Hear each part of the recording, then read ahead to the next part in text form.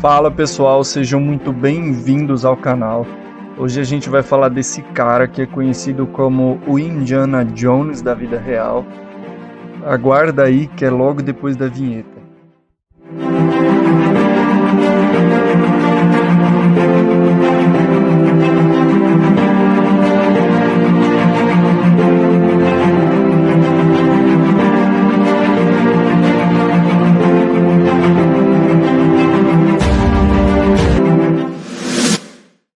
No vídeo de hoje vamos falar de Percy Harrison Fawcett. Foi uma sugestão de um inscrito, o Souri. O canal dele vai estar aí embaixo, muito obrigado pela sugestão.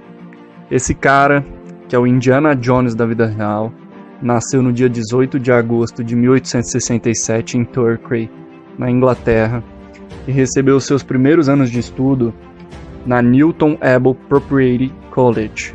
Seu espírito aventureiro era algo de família. O avô dele, paterno, foi membro da Royal Geographic Society, RGS. Já o irmão mais velho era alpinista e autor de populares romances de aventura e filosofia. Durante um bom tempo de sua vida, Percy frequentou a Academia Militar Real como cadete.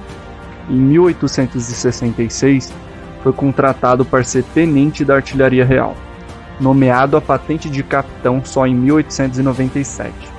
Ele serviu em missões em Malta, Hong Kong, Trincomalee e Ceilão, onde conheceu a esposa, Nina Patterson, que teve diversos filhos, Jack, Brian e Joan. Ele seguiu os passos do avô. Ele ingressou na RGS em meados de 1901 para estudar o mapeamento e a topografia. Após servir na África Meridional durante 3 anos, aprendendo técnicas de sobrevivência na selva, ele foi promovido a major em 1905. Foi mais ou menos nessa época que ele conheceu Sir Arthur Conan, que mais tarde usaria os arquivos e algumas coisas do território da Amazônia como inspiração para o seu prestigioso romance O Mundo Perdido. Em 2 de maio de 1906, aos 39 anos, Fawcett foi enviado pela Royal Geographic Society para ajudar o Brasil e a Bolívia no mapeamento da fronteira da floresta amazônica. Esse período marcou o início de total devoção daquele cara pela Amazônia, onde ele liderou 7 expedições entre os anos de 1906 e 1924. Ele explorou milhares de quilômetros da Amazônia e ajudou as equipes de pesquisa a redesenhar o mapa da América do Sul. A maior parte do território era inexplorado naquela época, com mata muito cerrada e de difícil acesso. Além de diversas dificuldades, ele ainda se deparou com tribos indígenas que não falavam o idioma português ou espanhol e viviam de maneira primitiva, assim dizer. Em seus diários de bordo, Fawcett relatou em alguns desses índios eram até que amigáveis, dava presente, artefatos de cultura local. Agora outros eram muito hostis e enxergavam ele como um invasor das terras. Agiam até com agressividade. Ainda em junho do primeiro ano, após atravessar a selva e alcançar La Paz, a capital da Bolívia, ele descreveu uma enorme gama de exóticos animais e desconhecidos no campo da zoologia, como uma aranha mortal que ele chamou de apazalca. Com cerca de 6.000 quilômetros de extensão e sendo o berço de mais de 10% de espécies de flora e fauna no mundo inteiro, a riqueza e o habitual mistério da Amazônia se tornaram o que nunca encontrado Eldorado, principalmente por ser uma fonte inesgotável de conhecimento. Além de tudo aquilo que ele viu ou afirmou ter visto nas viagens pelos confins do Mato Grosso, Fawcett fez o trabalho do mapeamento do rio Ref, que percorre o Peru. Fawcett também deparou com um lado obscuro da Amazônia, que é nada mais do que a exploração do trabalho dos seringueiros, a extração da borracha, a comercialização de escravos indígenas para trabalhar em seringais e minas, bem como a morte de diversos deles pelos seus torturadores e donos, entre aspas. Entre as porções de luz e sombra das florestas amazônicas e tropical amazônica no mundo, né? Acredita-se que o fascínio pelo desconhecido tenha se expandido mais ainda na mente de Fawcett com a notícia da descoberta da cidade de Machu Picchu em 1911. Com a memória repleta de histórias de habitantes locais, pesquisas, objetos e fortemente influenciado pelo levantar histórico de Machu Picchu, Fawcett começou a alimentar a teoria de que existia uma cidade pré-colombiana nos confins do Mato Grosso. Rapidamente, ele batizou a cidade de Perdidas-i, que para Fawcett significava o berço de toda a civilização e até mesmo a origem da famosa civilização perdida de Atlântida, que era nada mais do que o ápice dos exploradores, o sonho dos exploradores. Só que para ele, com uma visão carregada de racismo científico da época, o povo Zi seria formado talvez por cartagineses, fenícios ou povos gregos, que teriam navegado até a América do Sul e se infiltrado pelo interior do continente, fundando a cidade em alguma parte perdida do atual Mato Grosso. No ano de 1914, quando ia dar início à expedição, ele foi convocado para servir ao exército britânico como oficial de reserva da artilharia real na Primeira Guerra Mundial. Durante esses anos, Percy registrou que se sentia atolado em um país que não pertencia mais, e preso foi a palavra que ele mais usou nas confissões escritas. Era como se ele não conseguisse mais recuperar sua raiz europeia, uma vez que ele esteve na presença de algo muito mais libertador que foi a Amazônia. Fawcett usou seu tempo para estudar mais sobre a história brasileira.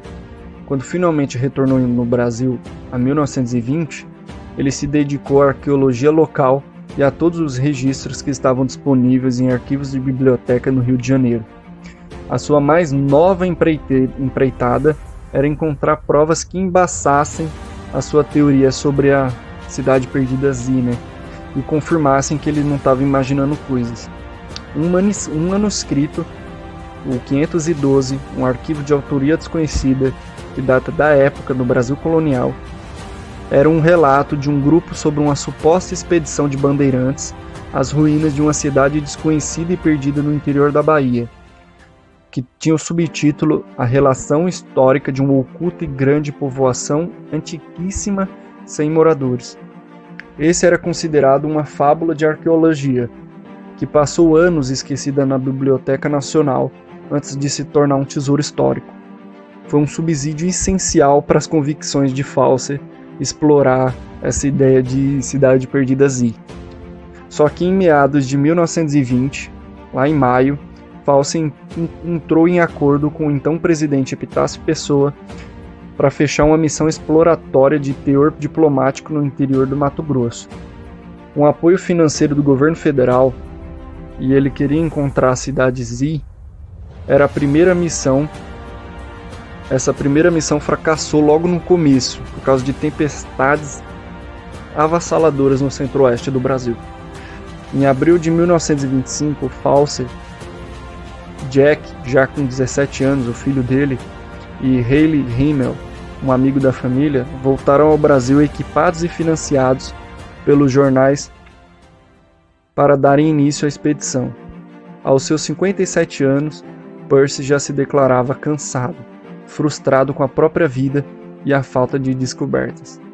Ele não era o peso da mochila que incomodava as costas desse cara, mas sim a obrigação de encontrar algo, Caso contrário, seria um homem endividado com seus patrocinadores e uma vergonha internacional para os arqueólogos.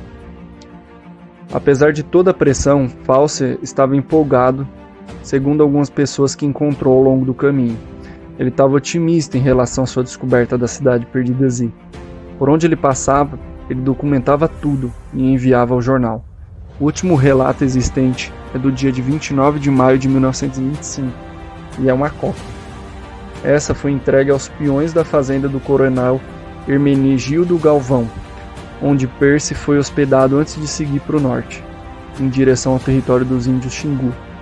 Nessa parte do diário, constava que eles tinham atingido o acampamento Cavalo Moro, um local que ele já havia visitado em 1920. Aparentemente, nada ali lhe era desconhecido. Então o trio desapareceu e nunca mais foi visto na história. A causa da morte dos homens é desconhecida, pois seus corpos jamais foram encontrados. Algumas pessoas falam que eles foram feridos, atacados por animais, mortos por tribos locais ou até caçadores. Outros já preferem acreditar que eles morreram de exaustão e de inanição por falta de alimentos. Levando em consideração que o território onde estavam já era explorado, quais eram as chances de Fawcett ter se perdido pelo caminho? Eram mínimas, né? De acordo com ele, sua cidade perdida ficava na região de Serra do Roncador, que é um local onde há vestígios de arte rupestre e uma forte teoria de tesouros indígenas enterrados desde a época colonial. Com um hiato nas notícias fora do normal, ao mesmo ano foram realizadas buscas, que foram organizadas pelo Brasil. Só em 1928 que o Newspaper Alliance, que patrocinava a expedição de Fawcett, que era o jornal, né, que patrocinou ele, enviou o militar Dio para procurar pelos três. Muitas missões acabaram mal, com militares e jornalistas também desaparecidos. A essa altura, Fawcett já era assunto no mundo todo, com várias manchetes sensacionalistas que só evidenciaram o oculto da Amazônia e os inexplorados recantos brasileiros. Por 15 anos, livros foram escritos e matérias feitas a respeito de Fawcett e a viagem sem volta procurando a cidade perdida de Z. Ele foi conhecido e é chamado até hoje como o último dos melhores exploradores. Fawcett se imortalizou como aquele que teve a possibilidade de ir lá além, mas foi traído pela sua fantasia, assim como a fantasia de tantos outros que também foram traídos antes dele. Então, galera, esse foi o vídeo de hoje. Espero que vocês tenham gostado. Foi feito com carinho para vocês. Deixem mais sugestões de vídeo aí embaixo, com certeza eu farei. Até a próxima. Falou!